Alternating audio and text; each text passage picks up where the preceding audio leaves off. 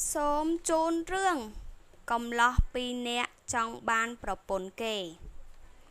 កាលដើមឡើយមានរឿងមួយថាមានបុរសម្នាក់មានប្រពន្ធល្អទើបតែរៀបការថ្មីបណ្ដាគ្នាទៅសួរញាតិមានកំឡោះពីរនាក់បានឃើញក៏ស្រឡាញ់ចង់បានវាគិតថាយើងធ្វើដូចម្ដេចនឹងបានចៅម្នាក់ឆ្លើយថាងាយទេឯងគិតទៅរកខ្ចីរទេះគោមកបប៉ុន្តែឯងមិនស្គាល់អញបើអញសួរឯងកុំប្រាប់ថារទេះចូលឯងប្រាប់ថាជន្ទល់ថានឹមទៅវិញទើបកំឡោះម្នាក់ទៅខ្ចីរទេះគេមកបឲ្យជួបនឹងបុរសបណ្ដាប្រពន្ធនោះដើរមកដល់ក៏កំឡោះម្នាក់នោះវាសួរថាណែអ្នកអញ្ជើញមកឲ្យឈប់និយាយគ្នាលេងបន្តិចសិនបុរសការប្រពន្ធថ្មីក៏ចូលទៅអង្គុយលេងលុះកំឡោះបរទេះមកដល់វាធ្វើជាសួរថានេះហៅថាអ្វីអ្នកបុរសប្តីប្រពន្ធឆ្លើយថាគេហៅថារទេះមែនឬអ្នកបុរសនោះថាមែនបើមែនអ្នកហ៊ានភ្នាល់នឹងខ្ញុំទេបុរសនោះសួរថាអ្នកឯងមានទ្រព្យអ្វីភ្នាល់នឹងយើងកំឡោះនោះថាបើខ្ញុំចាញ់ខ្ញុំនៅជាខ្ញុំរបស់អ្នកបើខ្ញុំឈ្នះសុំតែប្រពន្ធអ្នកទេបុរសនោះគិតថាប្រកាសជាគេហៅថារទេះ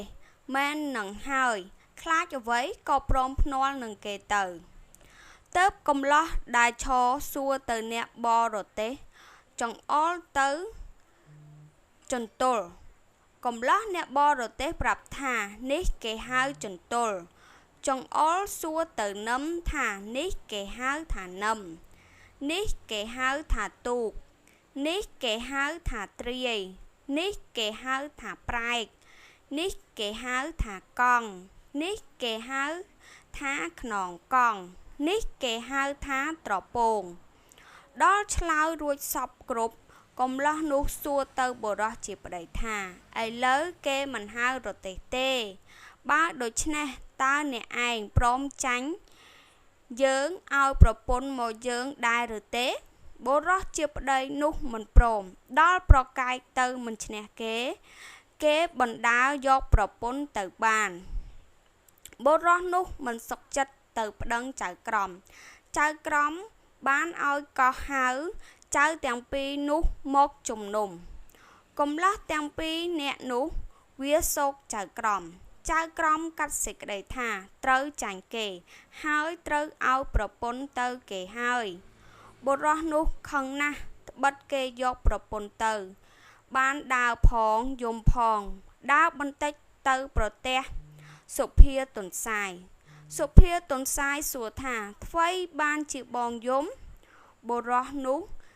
ប្រាប់តាមដំណើរសពគ្រប់សុភាទន្សាយថាបើដូច្នេះបងឯងកំភៃរកតែចេកមកឲ្យយើងស៊ីសិនយើងទៅជួយជំនុំឲ្យបានប្រពន្ធមកវិញបុរសនោះអរណាស់ខំទៅរកចេកមកឲ្យសុភាទន្សាយស៊ីចេករួចហើយដើរទៅជាមួយបុរសនោះទៅដល់សួរចៅក្រមថាលោកកាត់សេចក្តីនោះតើដូចម្ដេចខ្លះ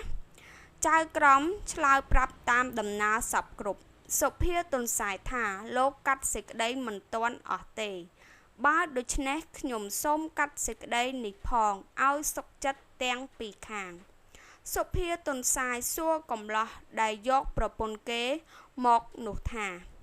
អ្នកទាំងពីរកាលភ្នាល់គ្នាថាដាក់អ្វី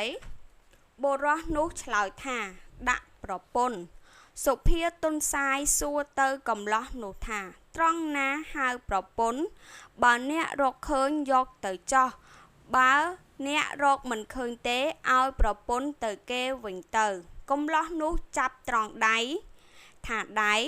សុភាទន្សាយប្រាប់ថានេះគេហៅថាដៃទេ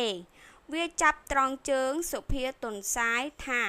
នេះគេហៅថាជើងទេវាចាប់ត្រង់នេះ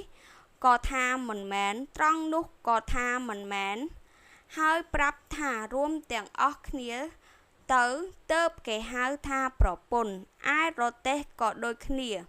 គឺគេហៅចន្ទល់នឹមទូកទ្រាយប្រែកធ្នង់ត្រពងរួមទាំងអស់នេះទើបគេហៅថារទេះបើដូច្នេះឯងយកប្រពន្ធគេមិនបានទេឲ្យមកគេវិញទៅសុភាទន្សាយឲ្យកំលោះនោះយកប្រពន្ធមកវិញសុភាទន្សាយស្ដីឲ្យចៅក្រមថាបងកាត់សេចក្តីនេះស៊ីតែសំណូកគេគ្មានត្រង់តាមច្បាប់ព្រះសោះបុរសនោះប្រាប់ប្រពន្ធមកវិញក៏អរណាស់លើកដៃសំពះសុភាទន្សាយថាលោកបងកាត់សេចក្តីនេះពេញហៅថាត្រង់ហើយឲ្យលោកបានសម្បត្តិសួគ៌និព្វាន